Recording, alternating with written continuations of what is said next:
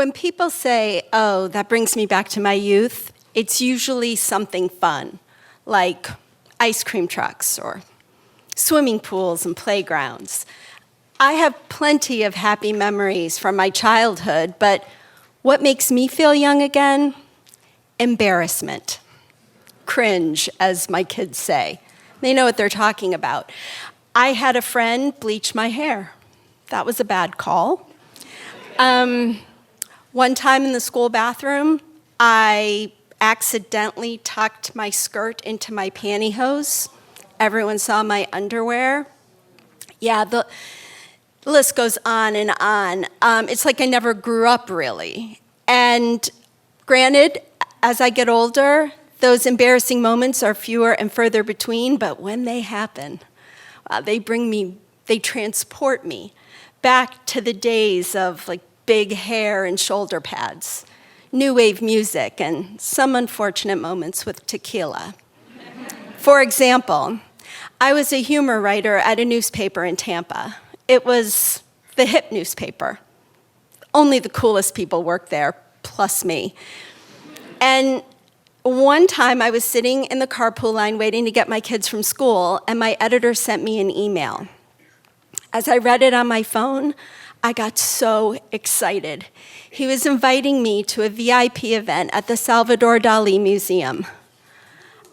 There was an open bar, a private tour.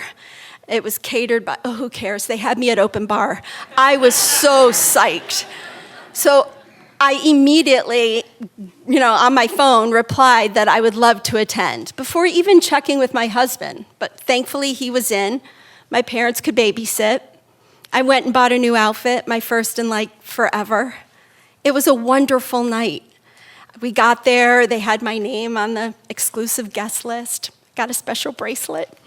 The tour was amazing. I got to hang out with my favorite journalists and my editor.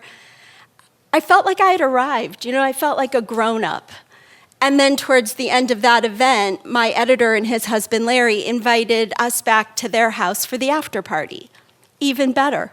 I was mingling, hanging out with people, talking about politics and music and art, something other than cookie recipes and Little League.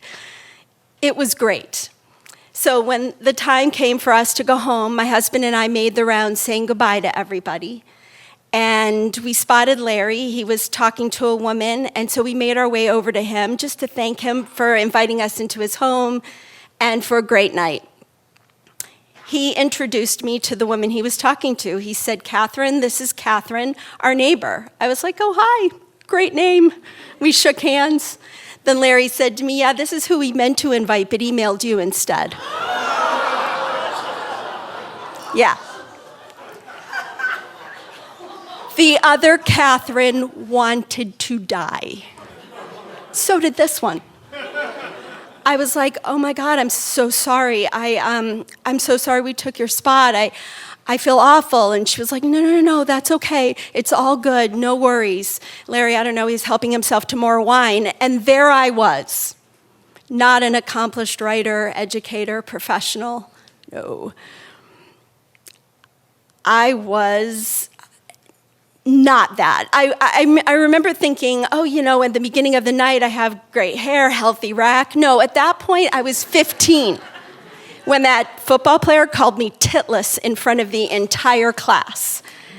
So I just kind of made my way to the car with my husband, and he was like, did you catch what Larry said? I was like, oh, yeah, sure did. We got in the car, he kind of leaned in and said, can we skip to the part where we think this is hysterical? No. I cried all the way through St. Petersburg, over the Gandhi Bridge, and back into Tampa. I hadn't done that since '85. Good times. I almost asked my husband to play, something from Wham for old time's sake. I was like, no, I was embarrassed. I was never meant to be there. Now it's official. So we got back to the house. I booted up my computer, looked for the original email, and sure enough, if I had scrolled all the way down, there were clues that it wasn't addressed to me, but I had read it on my phone in the carpool line, so I was humiliated. I emailed my editor. I said, I'm so sorry for the mix-up. Then he was mortified, said Larry'd be in the doghouse for the rest of the year. But he said even though it was an error in the beginning, he really did enjoy himself with me. And it wasn't a mistake that he invited us back to his house for the after party. So, okay, it's now something we can chuckle about. Besides, I always learn from these embarrassments. You know, I'm not a child anymore. I don't bleach my hair. I don't wear pantyhose. I know how to drink tequila. And I thoroughly, completely read emails. Thank you.